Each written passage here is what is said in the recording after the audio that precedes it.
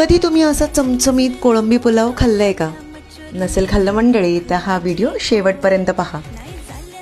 आणि हां, बनवण्यासाठी सेव्ह करायला बाकी विसरू नका.